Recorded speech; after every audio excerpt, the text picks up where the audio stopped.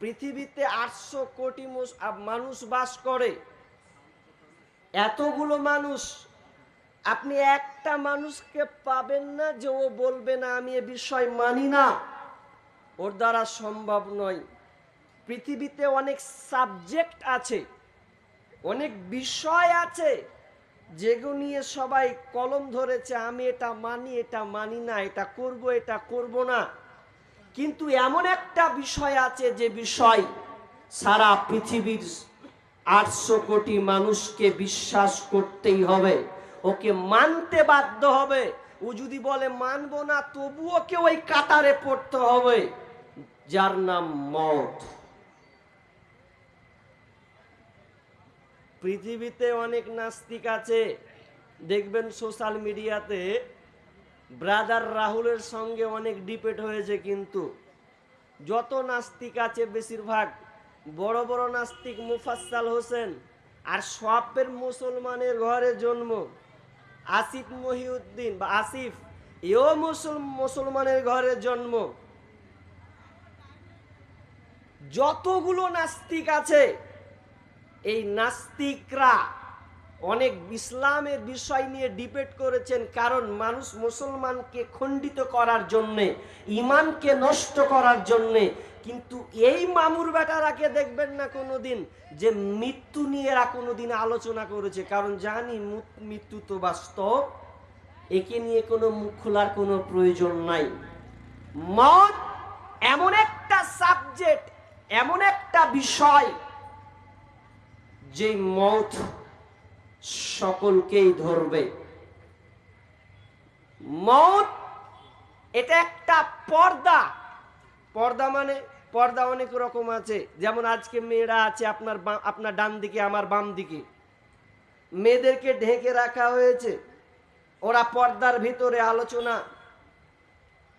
প্রজেক্টের মাধ্যমে তারা আমাদেরকে দেখছে, আর করে দেওয়া আছে।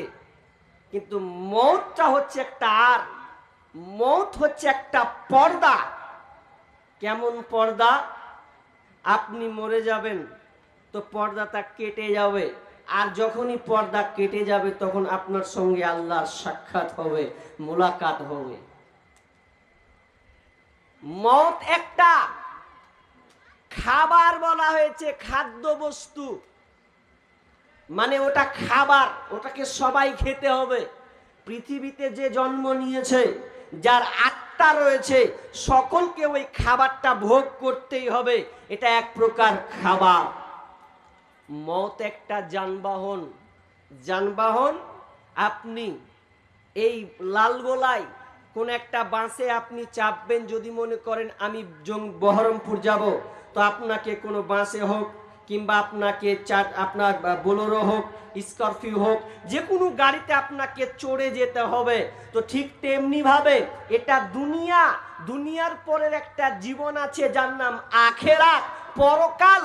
এটাতে যেতে গেলে একটা সাওয়ারি লাগবে, সেই সাওয়ারি, সেই যানবাহনটার নাম হচ্ছে মওত। মওত চলে গেলেন, চলে গেলেন।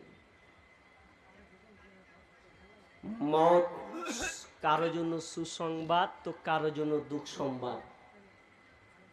অনেকে আছে মওতকে বুকে পেতে নেবে, অনেকে আবার মওত আছে পালাবে, পালা আর বাঁচা যাবে না, একটু বাঁচার চেষ্টা করি। খুবই খাতারনাক, মরতেই হবে। আমি 12টা পর্যন্ত চালাবো, যদি আপনারা সবাই তার মানে আমি 1 ঘন্টা মতন চালাবো, চেষ্টা রাখছি। তবে সবাই থাকবেন তো ইনশাআল্লাহ? একটু হাতটা দেখাবেন, মেহেরবানি, আল্লাহ দেখুক। খুশি হলাম, খুশি হলাম। যদিও শরীর দুর্বলতা। তাহলে মওত কি জিনিস? বিসমিল্লাহির রহমানির রহিম। কুল্লু নাফসিন যায়িকাতুল মাউত সুম্মা ইলাইনা তুরজাউন।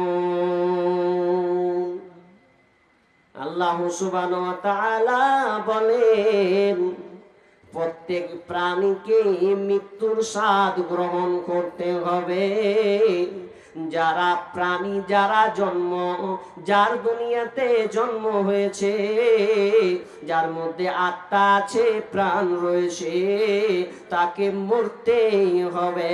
সুম্মা ইলাইনা তুরজাউন, এবং তাকে রবের কাছে ফিরে যেতে হবে। সারা পৃথিবীর মানুষ এই মতকে নিয়ে একমত হয়েছে, মরতে হবে। কেউ দাবি করবে না যে আমি মরব না, আমি মরব না, আমি অনন্তকাল দুনিয়াতে থেকে যাব। এই দাবিটা পৃথিবীর কেউ করতে পারবে না। সবাই এটাকে বিশ্বাস করে নিয়েছে, কিন্তু একটা জায়গায় কিছু মানুষ বিশ্বাস করেনি। সেটা আল্লাহ পরে বলছেন, সুম্মা ইলাইনা তুরজাউন, এবং তোদেরকে আমার কাছে ফিরে আসতে হবে।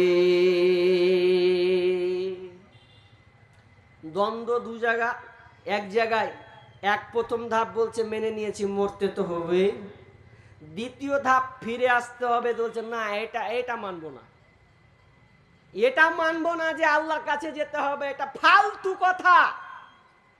নাস্তিকরা বলে এটা ফালতু কথা, মানুষকে খালি বোকা বানাবা ধান্দা ছাড়া আর কিছু নয়। কিন্তু বিজ্ঞানী বলেছে না, তোমার একটা জায়গা ছিল, ওই জায়গা থেকে তুমি এসেছো, আবার ওই জায়গাতে তোমাকে যেতে হবে। এটা আধুনিক বিজ্ঞান প্রমাণ করেছে যে না, তুমি একটা জায়গায় ছিলে, ওই জায়গায় তোমাকে আবার রিটার্ন যেতে হবে। আল্লাহ সুবহানাহু ওয়া তাআলা বলছেন, কুল্লু নাফসিন যায়িকাতুল মউত, তোকে মৃত্যুর স্বাদ গ্রহণ করতে হবে। ওয়া ইন্নামা তুওয়াফাউনা উজুরাকুম ইয়াউমাল কিয়ামা, এবং কিয়ামতের দিন তোকে পরিপূর্ণ বদলা দেওয়া হবে রে। তুই দুনিয়াতে যদি ভালো কাজ করিস তো ওর বদলা তুই পাবে। তুই যদি দুনিয়ায় মন্দ কাজ করিস, খাওয়ার নাই কাজ করিস, খারাপ কাজ করিস, বেঈমানি করিস, লম্পটি করিস, লুচ্চামি করিস, ওইটাও আমি আল্লাহ তোকে বিচারের দিন প্রতিদান দেওয়া হবে। ভালো এবং মন্দ কিয়ামতের দিন তাকে প্রতিদান দেওয়া হবে। ফামান যুহজিহা আনিন নার ওয়া উদখিলাল জান্নাহ, আল্লাহ সুবহানাহু ওয়া তাআলা বলছেন, অতএব যারা কিনা আপনার কিনা জান্নাতে চলে গেছে, যারা জান্নাতে চলে গেছে, এবং জাহান্নাম আপনার কিনা যুহজিয়ানিন নার ওয়া উদখিলাল জান্নাহ, জাহান্নাম থেকে পরিত্রাণ পেয়েছে এবং জান্নাতে যারা ঢুকে গেছে, ফাকাদ ফাজ, ওরা হচ্ছে সবচাইতে সফল কাম।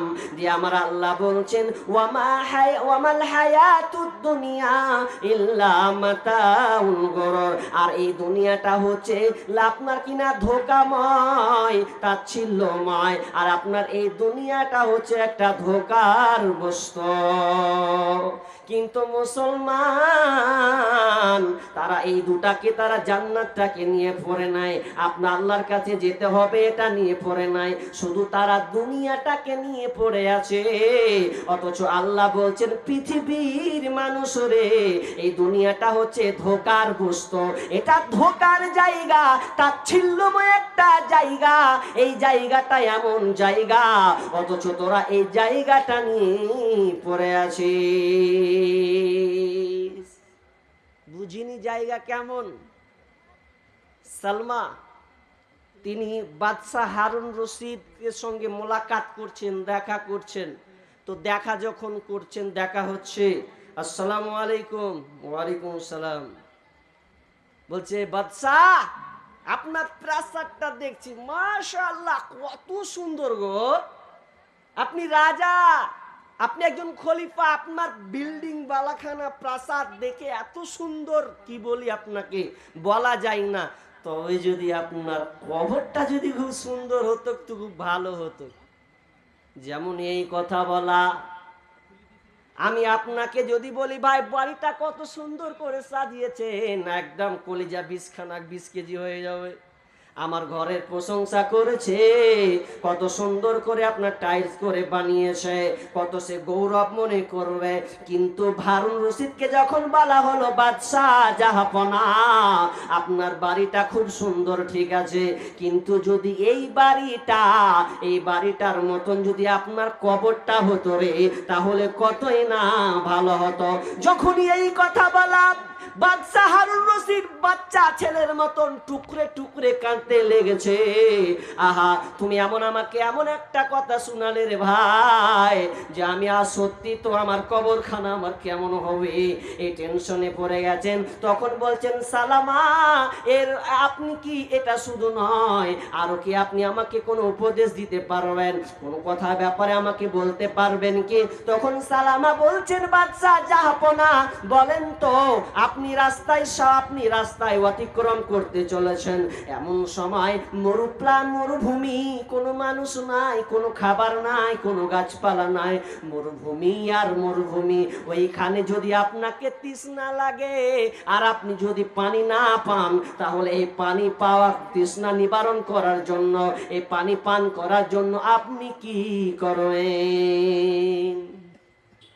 বাদশা এবার উত্তর দিচ্ছে, তুমি আমাকে এমন একটা প্রশ্ন করেছো, মারাত্মক প্রশ্ন। মরুভূমি কোনো কিছু নাই, পানি দরকার, আমি মরে যাব, পানি যদি না পাই তো আমার তৃষ্ণা নিবারণ হবে না।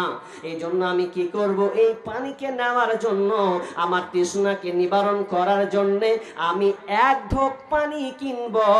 আর ওই এক ঢোক পানি কিনতে যদি আমার অর্ধেক প্রাসাদ বিক্রি করতে হয়, তাহলে আমি অর্ধেক প্রাসাদকে আমি বিক্রি করে দেব, এর বিনিময়ে আমি পানিটাকে ক্রয় করে নেব। এবার বলছেন বাদশা, ঠিক আছে, এবার আপনি বলেন, আপনি ওই পানিটা পান করেছেন, পানি পান করার পর এবার ওই পানিটা কিন্তু আপনার শরীর থেকে বের হচ্ছে না। এই বের না হওয়ার কারণে এর জন্য আপনি কি করবেন, কি পদক্ষেপ আপনি নেবেন বলেন? তখন বাদশাহ হারুন রশিদ বলছে, তাহলে আমি কি করব শুনে নাও, যদি আমার শরীর থেকে যদি পানিটা বের না হয়, পেশাব যদি না হয়, তাহলে আমি আরো অর্ধেক রাজত্ব আমি বিক্রি করে দেব। তখন সালামা বলছেন, বাদশাহ হারুন রশিদ আমিরুল মুমিনিন, শুনেলেন এই পৃথিবীটার মূল্য কতটা, এই পৃথিবীর দাম কতটা? এক ঢোক পানি আর এক ঘর পেশাব, এর ছাড়া আর দুনিয়ার কোনো মূল্য নাই। দুনিয়া ধোকা নিয়ে আমরা পড়ে আছি। দুনিয়া গাড়ি করব, বাড়ি করব, আরে করেন, আপনাকে আমি বলিনি টাকার পয়সা পাহাড় গড়বেন তো উসমানের মতন গড়েন, আমি বলিনি যে আপনি পয়সাওয়ালা হন না, দরকার আছে।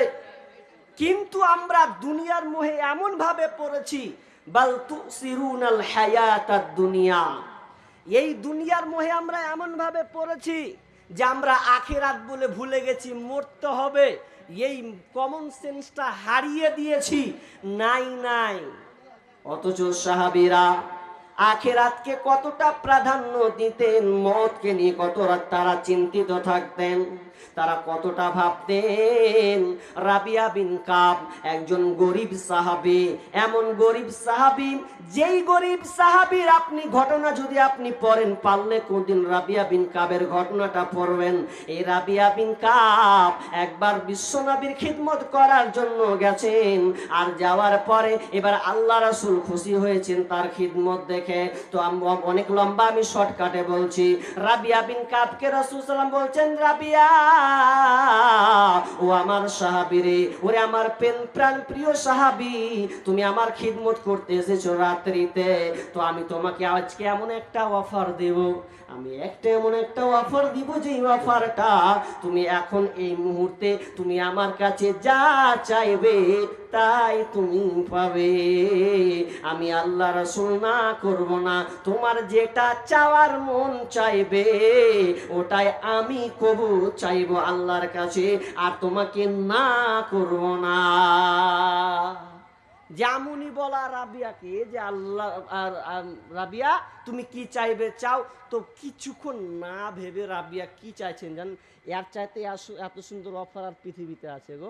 আল্লাহর নবী বলছে যে রাবিয়া এই মুহূর্তে যা চাইবে তাই দিব, না করব না আমি।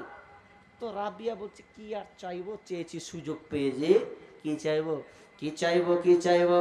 এবার রাবিয়া বলছেন ইয়া রাসূলুল্লাহ, আমি আপনার সঙ্গে জান্নাতে থাকতে চাই। আল্লাহ বলছে রাবিয়া ওটা বাদ দিয়ে তুমি অন্য কিছু চাও। না না না, আমি অন্য কিছু চাইবো না, আমি আপনার সঙ্গে জান্নাতে থাকবো, এটাই আমার চাওয়া। এবার আল্লাহ বলছেন রাবিয়া, তোমাকে জান্নাতের ব্যাপারে কে বললো, কে ভাবে তোমার মাথায় ঘুরপাক খাওয়ালো?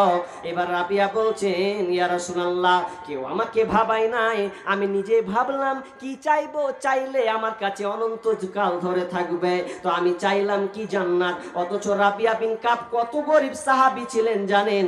যে রাবিয়ার কোনো সুন্দর বাড়ি ছিল না, যে রাবিয়ার কোনো সুন্দর গাড়ি ছিল না, যেই রাবিয়ার আপনার কিনা থাকার জায়গা ছিল না, এমনকি 3 বেলা পর্যন্ত সেই রাবিয়া খেতে পেতেন না, তাই কষ্ট করে তিনি খাবারকে জোগাড় করতেন। আর এই মুহূর্তে আল্লাহ রাসূল বলছেন রাবিয়া রে কি চাইবে বলো। অথচ ওই রাবিয়া বলতে পারতেন ইয়া রাসূলুল্লাহ, আমার সুন্দর বাড়ি না, ওই বাড়িটা যদি আপনাকে একটা ভালো করে বানিয়ে দিতেন, যদি আপনি আমাকে একটা 5 কাঠা জায়গা দিতেন, যে আজকে জায়গার সদরে জায়গা 20 লাখ 30 লাখ টাকা কাঠা, 50 লাখ টাকা কাঠা। অথচ রাবিয়া কোনো জায়গা চাচ্ছেন না, কোনো বাড়ি চাচ্ছেন না, কোনো খাবার চাচ্ছেন না, কারণ তিনি জানেন আমি এটা যদি চাই আর আমি যদি মরে যাই তাহলে আমাকে হাতছাড়া করতে হবে, এগুলো আমি নিয়ে যেতে পাবো না, এগুলো ক্ষণস্থায়ী জিনিস, আমি চিরস্থায়ী জিনিস চাইব, সেই জিনিসটার নাম হচ্ছে জান্নাত। তখন আল্লাহ রসুল একটা কথা বললেন রাবিয়াকে, যে ঠিক আছে দোয়া করব থাকবে, কিন্তু একটা শর্ত আছে, শর্তটা হচ্ছে তোমাকে বেশি বেশি করে সাজদা করতে হবে।